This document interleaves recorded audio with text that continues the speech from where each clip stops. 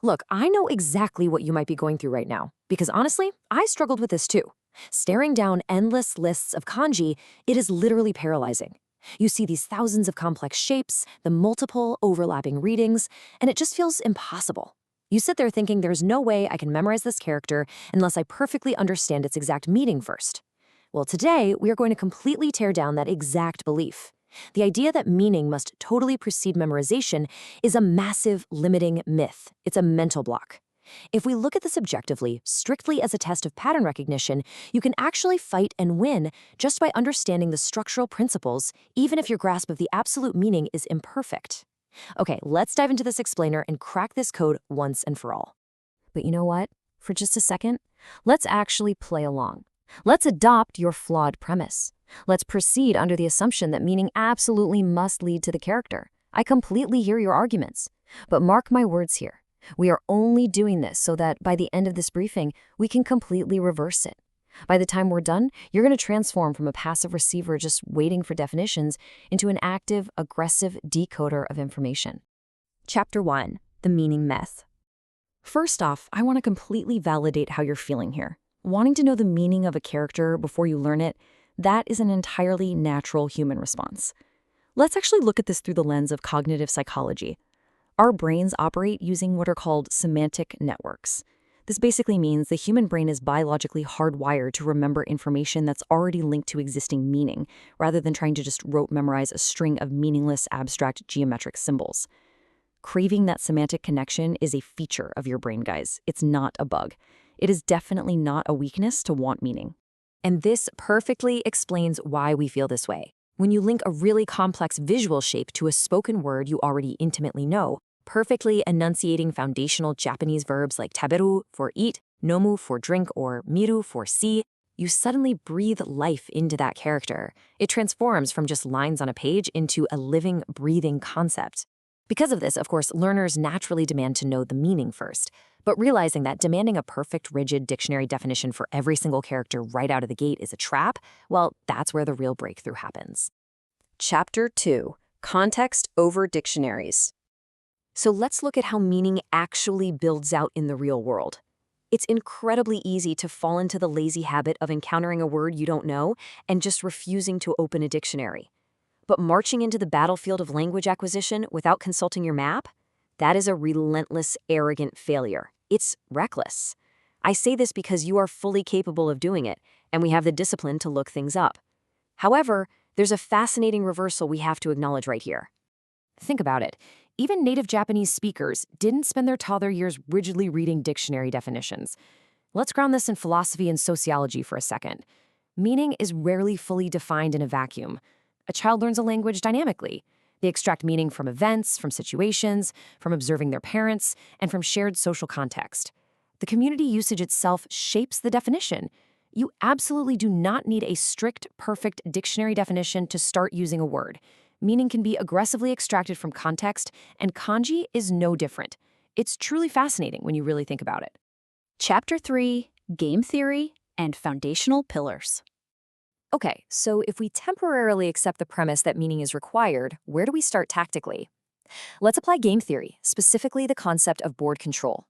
In literally any strategic game, securing your low-cost, high-frequency foundational pieces early is exactly how you dominate the board.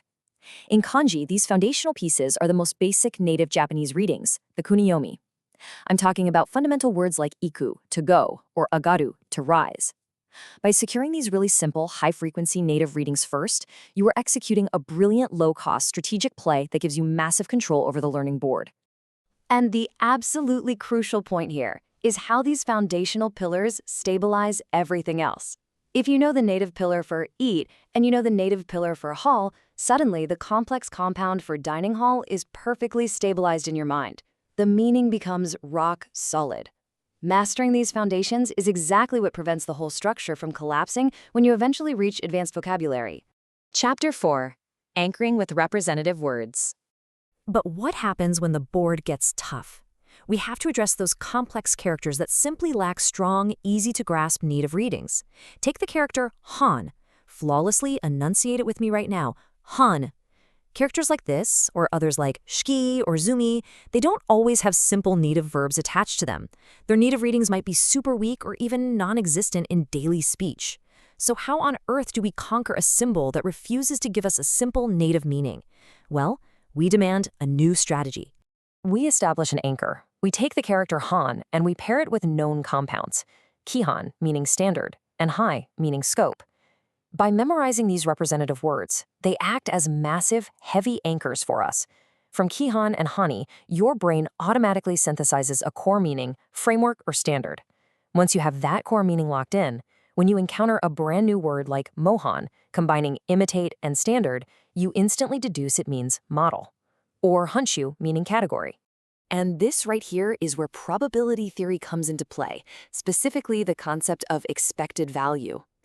Attempting the perfect rote memorization of every single disparate word a character appears in, that has a massive failure rate. It is just way too much data for anyone.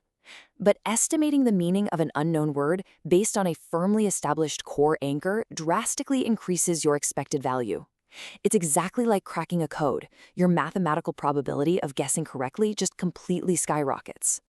Chapter 5, the phonetic-semantic approximation.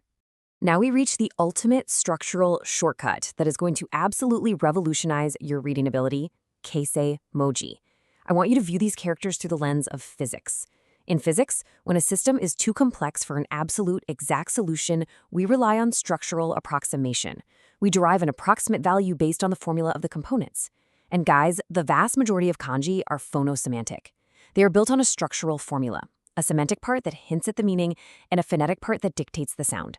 You do not need absolute certainty to win, you just need a highly accurate structural approximation. When we examine these 4 different characters, what do they all share?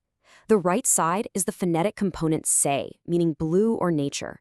When we add the water radical, we get clear water, enunciated sei. Add the heart radical, we get emotion, enunciated jo.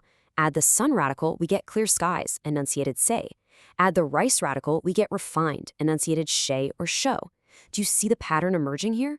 The phonetic component dictates the sound. Even if the exact dictionary definition is totally blurry to you, you can probabilistically guess the sound with an incredibly high success rate. This approximation is more than enough to win on exams and in real-world reading. Chapter 6, the ultimate reversal. So, remember that premise from the very beginning of our explainer? The whole idea that meaning must dictate the character? That is the novice mindset. But look at what we've actually been doing this entire time. We used native anchors, we used representative compounds, we used structural approximations of sound and meaning.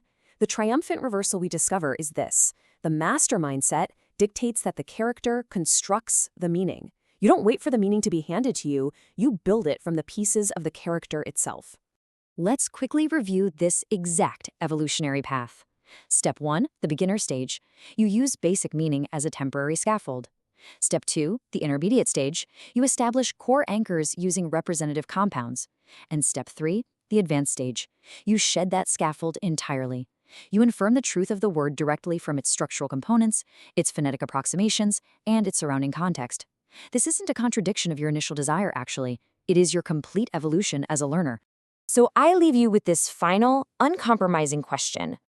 Will you sit there passively and wait for meaning to be handed to you perfectly packaged, or will you aggressively extract it? Stop waiting for perfect definitions. Look at the character, look at its structure, analyze the context, and actively decode the truth yourself. That is the mark of a truly powerful, unstoppable learner. And I say this because you are entirely capable of doing it. Now go dominate the board.